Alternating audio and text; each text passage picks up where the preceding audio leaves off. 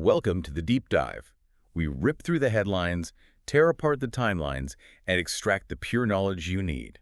And our mission today is to dissect a story that was really designed for silence. But it ended up generating this explosive public reaction that we simply cannot ignore. And that is the surprise remarriage of supermodel Gisele Bündchen. Right. For us, this isn't just about celebrity gossip. It's it's an almost textbook case study in narrative control. It's that moment a global icon transitions from being defined by the public gaze to actively engineering a life based on radical intentional privacy. That's exactly right. The headline that just exploded across every platform was so simple. Gisele married. Then Brady posted this. And that juxtaposition is everything. It is. The deliberate quiet of the ceremony, and then it's just clashing with this chaotic digital fallout. That's the core drama we're dissecting for you. It presents such a fascinating duality. You have Gisele trying to build this perfect, secluded sanctuary in the real world. And then her ex-husband, Tom Brady, whether he's doing it knowingly or unknowingly, using this immense public platform of social media to process and broadcast the change. Okay, let's unpack this. Beginning with a wedding that was, by design, the anti-celebrity wedding of the year. And quiet is definitely the operative word. But that almost undersells the strategic effort involved here. It really does. We're talking about Gisele, she's 5, marrying her jiu-jitsu instructor, Joaquim Valente, who is 38. Right. And according to the public records that eventually surfaced through TMZ and People, they were issued a marriage license on December 1st, 2025. And were officially married just 2 days later, on December 3rd. So fast. And the location is just as significant as the date. Oh, absolutely. It happened at their home in Surfside, Florida. Yeah. This was not some remote, hyper-exclusive destination wedding that was, designed for Instagram feeds. No, strictly a private, domestic event. And when you contrast that with her history, the difference is absolutely stark. It's night and day. Think back to 2009. The marriage to Tom Brady involved a massive, high-profile celebrity spectacle. It was huge. Not one, but 2 ceremonies. 2. One in Santa Monica and then another in Costa Rica. That was peak celebrity visibility and consumption. This time, the goal was the exact opposite. Right. Sources close to Gisele confirmed she explicitly opted for a small, private non-event. A non-event. I love that phrasing. It wasn't just low-key. It was intentionally non-spectacular. The whole point was to neutralize the media interest. And what's fascinating to me is the almost military precision of that effort. She is reportedly, and I quote, tired of all the attention on her private life. You can imagine. And she wanted to do things her own way. The entire motivation behind this shift was about prioritizing a peaceful environment. Framing this change as finally living rather than constantly surviving the demands of global fame.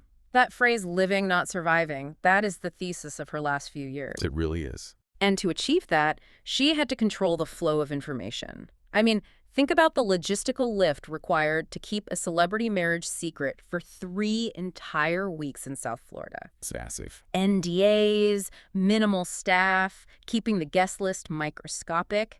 It shows this deep, almost absolute commitment to autonomy and privacy. And that operational security was next level. The news didn't even break publicly until December 19th. And get this. Leading up to that, she was actually seen at a Vivara jewelry event in São Paulo. I saw that on December 18th, the day before the news hit. And she was wearing long sleeves. A total fashion decoy. Exactly. She successfully obscured her left hand, which prevented the inevitable camera flash from catching a wedding ring. It's calculated discretion. She knew the press would be there. Yeah. And she intentionally neutralized the single biggest potential leak. The ring itself. She is absolutely focused on controlling the pace and the narrative. But controlling the narrative also means choosing the right foundation for this new life. Wait, before we jump to Brady's Instagram, tell me more about this guy. He's not a typical Hollywood spouse. Right. He seems built for the kind of quiet life she wants. He is the antithesis of a Hollywood spouse. Yeah. Joaquim Valente is not a celebrity in the traditional sense. No. He's a highly respected martial artist, a jiu-jitsu instructor and co-founder of the Valente Brothers Academy in Miami. And when we talk about credentials, this is serious stuff. He holds a professor's diploma from Grandmaster Helio Gracie himself. Yeah, that is not just a certification. Not at all. That's deep, respected lineage in Brazilian jiu-jitsu, and it speaks volumes about the level of discipline he embodies. Absolutely. And the connection is rooted in discipline and motherhood, ironically enough. Right. Gisele first met Valente in late 2021, but it wasn't for herself. No, it's for her son. She was seeking jiu-jitsu instruction for her then pre-teen son, Benjamin. She only started training herself in December 2021. So the foundation wasn't some sudden passionate romance. It was shared culture, both Brazilian expats and shared discipline. Built on health, fitness, family values, and sources really emphasized that synergy. Valente provided huge comfort and support to Gisele during the intense emotional period of her 2022 divorce from Brady. And that comfort, of course, immediately sparked the controversy that defined their early public sightings. Yes.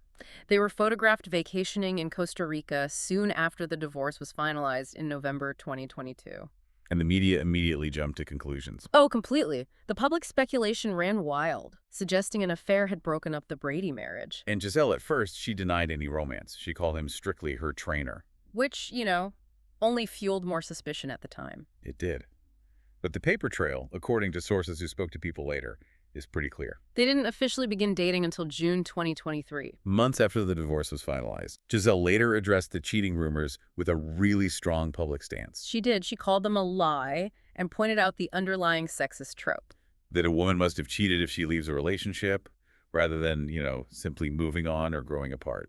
It was a very conscious effort on her part to establish the integrity of this relationship. For sure. She said it was very honest and it's very transparent because it grew slowly from a foundation of genuine friendship and shared values. And that trust and transparency is, it's essential when you're blending families. Which leads right into it. That shared life led to a major new development. A development that acted as a profound catalyst for the marriage this past December. We are talking about the new baby. Yes. Bündchen and Valente welcomed their first child together, a baby boy, in February 2025. So this wasn't just dating. This relationship sprinted pretty quickly from official status to co-parenthood. And sources confirmed the baby's arrival acted as a powerful push toward formalizing the union. The feeling was clear. They are a devoted unit. They are raising a child together, and formalizing the marriage was just the necessary next step to cement this new chapter. And if you're loving these Hollywood twists and relationship deep dives, make sure you're subscribed. We've got even crazier stories ahead. Oh, for sure, including Tom Brady's very cryptic Instagram posts. Yes. But before we get to the digital chaos, let's focus on the deliberate harmony Gisele is creating. Especially in the naming convention of her children. That's right. The new baby's middle name is River. A choice that is so highly intentional. It maintains this nature-themed continuity that ties the new child directly into the blended family unit. When you look at her children with Tom Brady, you have Benjamin Rein. Rein being a homophone for rain. And Vivian Lake. Rein, lake, and river. It's a perfect hydrological cycle. All water elements. This is not accidental. No way. This water-themed naming convention is a powerful symbolic act. It's emphasizing family unity, continuity. And cultural roots for all three children, intentionally bridging the two separate familial pasts into one cohesive future. It suggests that the family foundation remains whole, even if the paternity changed. It's a way of saying, we are all connected by the flow of life. And sources indicate this new structure has been hugely beneficial to Gisele's well-being. She has described feeling intensely grateful to be home, just focused on her children and her routine. She specifically noted the moment when she was able to regain control of her daily life. Which was, and this is quite humorously and relatably, yes, when the new baby finally started sleeping through the night. Forget the high fashion and the runways. The ultimate status symbol for a new mother is 8 hours of uninterrupted sleep. It really is. So this new stability is undeniable. The new family unit is set. The wedding is sealed. But how did the former quarterback, Tom Brady, react publicly to the news of his ex-wife's new permanent chapter? And this is where the private story just collided violently with the public sphere. We are talking about the digital fallout. Hours after the news broke publicly, Tom Brady used his Instagram stories as a canvas for some complex, potentially conflicting emotions. And we, the public, immediately went into hyper-analysis mode. Instantly. First, he drops a classic thirst trap, a photo displaying his incredible physique in a black shirt and shorts. Tagged simply with LFG. Let's fingo. Was that confidence? Defiance? A statement that he's living his best single life? The interpretation is wide open, but then that aggressive confidence was immediately paired with a selfie in a Forever Young hoodie. So the surface narrative is, I'm Yeah. fine. I'm moving forward. I'm still the GOAT. Right. But the truly cryptic move, the one that broke the internet, was the background audio choice for both of those posts. They were set to Logic's 2017 song, 1-800-273-8255. And the significance of that choice, it just cannot be understated. No, that sequence of numbers is the old U.S. suicide prevention hotline number. And if you dig into the lyrics, they are intense. They focus on profound despair and mental struggle. Lines like, I feel like I'm out of my mind. I feel like my life ain't mine. And I don't want to be alive. So I have to ask, given Brady's reputation for strategic public messaging, do we think he deliberately chose that track? Or was it a genuinely unconscious reflection of profound, unresolved emotion? Well, that's the core tension we are left with. It's possible he was just sharing a song he relates to, but he has a clear pattern of using these deep, often melancholic cultural references to express himself publicly when major life changes involving Gisele occur. Right. He shared lyrics from Fleetwood Mac's Landslide after her pregnancy announcement. And the famous Man in the Arena quote, during the divorce speculation. His digital behavior is consistently metaphorical and emotionally heavy. So he has a history of using these vulnerable, almost poetic posts to navigate personal turmoil publicly. And it invites millions to speculate on his heartache. Yes. But here is the critical counter-narrative, and this is the key to impartiality. Okay.